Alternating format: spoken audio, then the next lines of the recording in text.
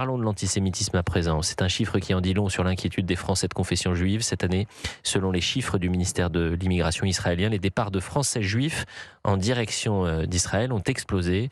Et la cause première, c'est la montée de l'antisémitisme. Quel échec, quelle Bien faillite sûr. française lorsque vous savez que des Français ont décidé de quitter le territoire, non pas pour faire leur alia par conviction religieuse ou par volonté, aspiration de vivre en Israël, mais parce qu'ils considèrent qu'ils seront plus en sécurité en Israël Dans un pays en qu'aujourd'hui guerre. en France. Chloé Tarka, vous avez raison, Jules.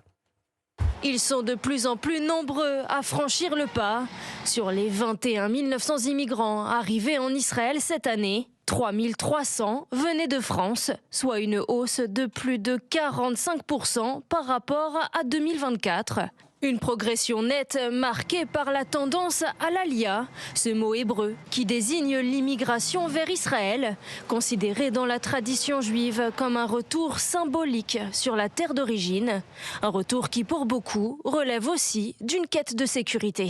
Dans des pays comme la France et le Royaume-Uni, où l'antisémitisme est en hausse et parallèlement à l'action continue du ministère pour encourager l'alia, on enregistre une augmentation du nombre d'immigrants. La Russie reste en tête des pays d'origine avec 8 300 arrivées, suivis des États-Unis puis de la France. Des chiffres encore loin du pic de 2015 où près de 8 000 Français avaient rejoint Israël après les attentats de Paris. Au total, ce sont plus de 130 000 Français qui ont fait leur alia depuis la création de l'État d'Israël en 1948. Un choix à la fois spirituel, identitaire et aujourd'hui de plus en plus sécuritaire. Plus 45% en l'espace d'un an. Victor Hérault, qu'est-ce qu'on peut dire aujourd'hui si ce n'est que c'est un incroyable gâchis? Ça c'est certain, mais je pense que le sujet qu'on abordait juste avant est parfaitement lié à celui-ci. Je reprends l'idée d'Hélène, vous savez, l'intersectionnalité des luttes, bref, la gauche qui voudrait défendre toutes les minorités, il y a toujours une minorité qu'ils oublient, qui est d'ailleurs la plus petite minorité en France, les Juifs. Ils n'en parlent absolument jamais, ils ne les 1% des défendent Français. jamais. Lorsqu'Ali Douara dit les Noirs et les Arabes, n'ajoute pas les Juifs derrière. Ces partis-là ne défendent jamais les Juifs. Et je veux dire, il y a une raison pour laquelle d'abord les Juifs sont partis des cités dans lesquelles ils habitaient, je pense à Sarcelles notamment, pour essayer d'aller dans d'autres villes où ils étaient plus en sécurité. Maintenant, ils quittent le pays tout entier pour essayer de rejoindre un pays dans lequel ils seraient le plus en sécurité. Le fait qu'on ne comprenne pas quel est le phénomène, nous le comprenons autour de cette table, mais que certains n'arrivent pas encore à comprendre le phénomène qui grossit à vue d'œil, ça m'étonne un petit peu. Je pense que tout le monde l'a compris, mais que certains refusent de le voir. Thomas Bonnet. C'est un échec cuisant pour la République qui n'est visiblement pas capable d'assurer la sécurité des Français de confession juive. Alors moi, je vais faire un parallèle entre ces départs, toujours plus nombreux, et ces images que l'on a vues ces derniers temps, de ces ressortissants algériens notamment qui vont célébrer, soi-disant, la victoire de leur équipe au football, qui crachent sur la France. Et donc vous avez d'un côté des individus qui restent en France, qui crachent sur la France matin, midi et soir, et puis de l'autre, des Français attachés, patriotes, attachés à la France, attachés au pays, contraints de partir. Moi, j'aime pas trop la tournure que ça prend. En fait, il y a d'un côté des gens qui sont attachés au pays et qui sont contraints de partir, et de l'autre des gens qui se maintiennent dans le pays et qui nous crachent au visage tous les jours. 17h51 sur Europe 1, si vous souhaitez réagir, 01 80 20 39 21. On revient sur ce chiffre, l'explosion des départs de Français de confession juive en 2025, plus 40% qu'en 2024. Lisa est en direct avec nous. Bonjour Lisa. Bonjour Elliot. Merci d'être en direct avec nous. Pourquoi souhaitiez-vous réagir ? Alors déjà avant de commencer, je voulais vous remercier vous, Gauthier, Julien Pasquet, Kevin Bossuet, Julien Torres, parce que vous avez été C'est toujours Jules, mais... un phare, voilà, un phare dans notre obscurité depuis le 7 octobre, et je pense que vous vous rendez pas compte comment votre métier est d'utilité publique. Donc voilà, c'était une petite introduction que je voulais Merci vous chère remercier. Lisa. Merci. Mais pourquoi souhaitiez-vous réagir maintenant ? Alors je veux réagir maintenant parce que nous, on a pris la décision de partir en juillet. Et juste pour que vous compreniez qui on est, nous on a grandi dans la classe moyenne à Paris, on n'a pas grandi en cité. On est aujourd'hui des parents, on a fait nos études ici, on a grandi avec les valeurs de la République, les valeurs françaises. On a des parents d'une immigration séfarade pieds noirs, mais qui nous ont fait grandir dans une France qu'on aime. Et aujourd'hui, quand on prend une décision de quitter un pays qu'on aime, il y a le spectre antisémite, évidemment, qui prend 70% de la décision, puisqu'on est parents de 2 enfants.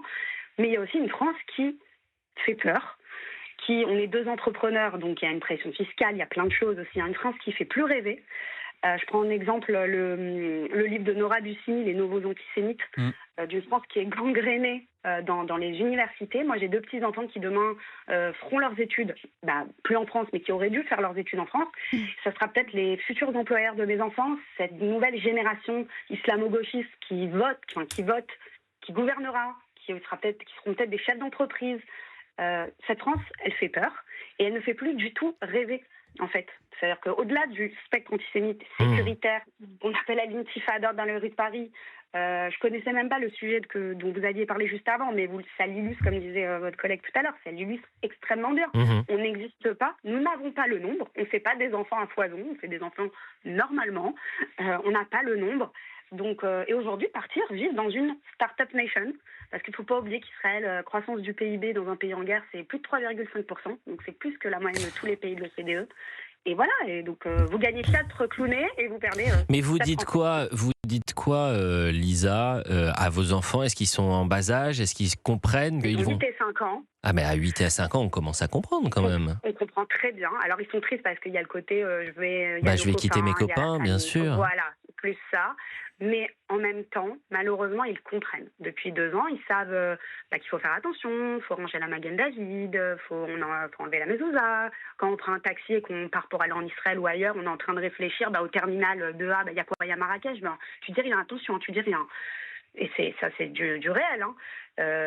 Bon, après, comme je vous dis, nous, on n'a pas on vit dans une banlieue parisienne assez chic, on a l'occasion d'aller à la synagogue, mais même avec ce qui s'est passé en Australie aujourd'hui, les rassemblements, ça fait peur. Tout fait peur aujourd'hui. Donc on ne fuit pas la France, c'est plus un choix de protection. En soi, déjà personne ne va juger votre choix de quitter le territoire français. Je trouve que c'est tellement triste d'entendre des Français qui ont la France dans leur chair, qui sont nés ici. On est quasiment de la même génération. Lisa, on est quasiment de la même génération. Donc on a grandi dans la même France où vous tourniez la tête à gauche, à droite, que votre voisin soit chrétien, bouddhiste, athée ou juif. Ça ne posait aucun problème, bien évidemment. C'était le droit à l'indifférence totale. Et aujourd'hui, d'en arriver à quitter la France parce que... vous ne vous sentez pas, vous n'êtes pas en sécurité et vous pensez aussi à l'avenir de vos enfants parce que la France de demain. Mais je comprends totalement, chère Lisa, et j'aurais préféré finir cette émission par un message d'espérance, mais c'est vrai que c'est aussi ça, cette émission, c'est donner la parole à des Français qui vivent le réel. Écoutez, Lisa, on en reparlera peut-être dans les prochaines semaines.